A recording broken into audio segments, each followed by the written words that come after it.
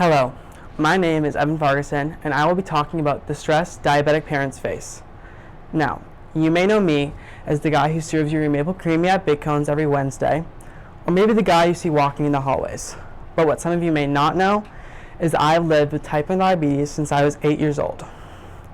You also may know the parents of type 1 diabetics as your neighbor, your friend, your colleague, or maybe that one person you see in Walmart on your weekend trip. What you don't know is that every day these parents put on a mask to hide the overwhelming fear that hits them when they wake up every morning. Fear that their child is in incapable hands. Fear that when their child's alone, they won't be able to respond to a dysregulated glucose level properly. Fear that they won't be there. Fear that they can't help. I know you're probably thinking, yeah, but what can I do about it? It's not like I can find a cure for the illness. Yeah, well, no one can, but that's not really the point. The point is that these are people in your community, not just the diabetes community. These parents face the additional stressful challenge of sending their children into a world filled with people who are largely uneducated on how to respond to any diabetical needs. And this can be a life or death kind of problem. For those of you that don't know what those problems may look like, say you find yourself as the parental supervisor at a sleepover and a type 1 diabetic is there. You're going to need to know what to do. Lynn Farquharson, my mother, said whenever I went to sleepovers, she found herself spiraling out of control, unsure of the parents' ability to correctly respond to any of my diabetical needs.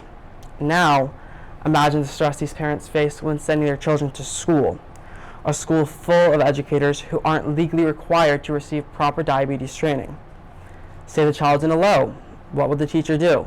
What if they're in a high? Then what do they do?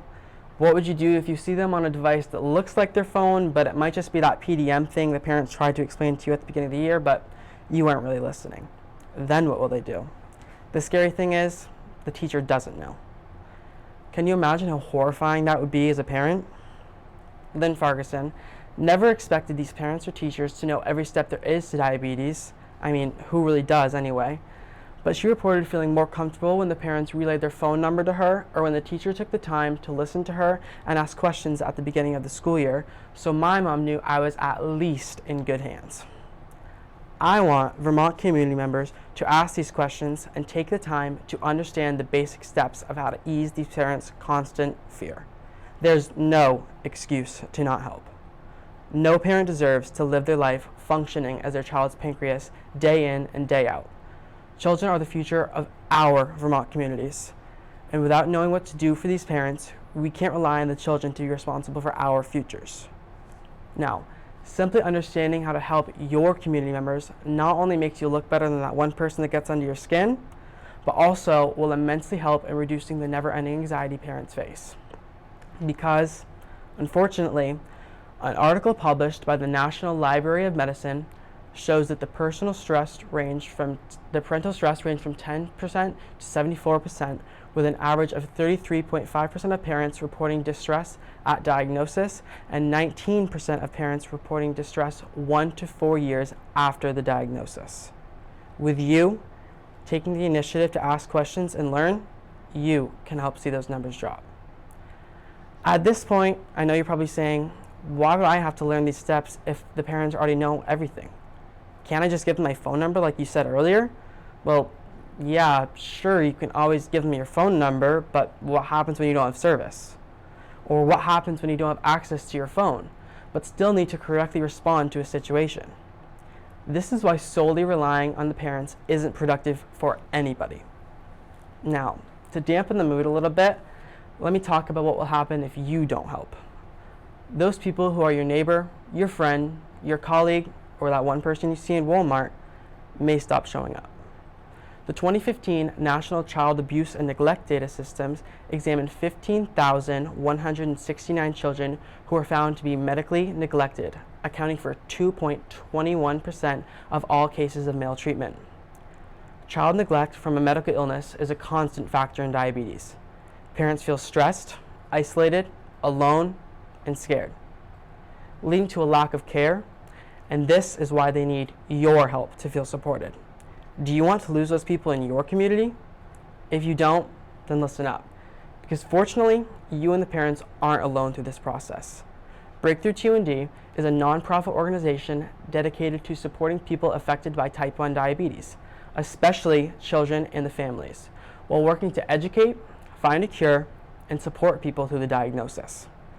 Their mission is to improve the lives and create a world where the person you see at Walmart masking their fear about the diabetic child no longer carries the weight on their shoulders alone. They achieve this through strong research, education, and community support. Most importantly, they exist to make sure no one affected by diabetes feels alone during the process.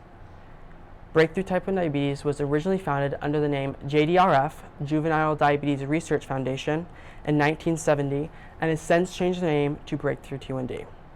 They have the privilege of helping families not only in Vermont, but nationwide. They also offer in-person support through events like walks that I have personally been grateful to attend. A quote from when Farquharson mentions how she was able to attend a walk in 2017 that made her feel like she wasn't alone. She finally felt like there were other parents just like her, scared, confused, and full of questions. But the walk put on by Breakthrough Type 1D was what she needed to realize she was no longer alone. Breakthrough T1D does what they do because they believe in what we all should. No one should have to face that many decisions in a day. I mean, I'm sure you had a hard enough time picking what shirt to wear this morning, so how do you think they feel? If you really don't want to take the time to learn a few things and ask questions, please donate to this organization and help those people in your community. In order to achieve their belief, they ask these parents what they need for help. Something that I definitely haven't been saying this whole time or anything, but anyways, so the next time you see your friend, your colleague, or even that person in Walmart, ask them how you can help, and watch the stress begin to release step by step, day by day. We can make a change.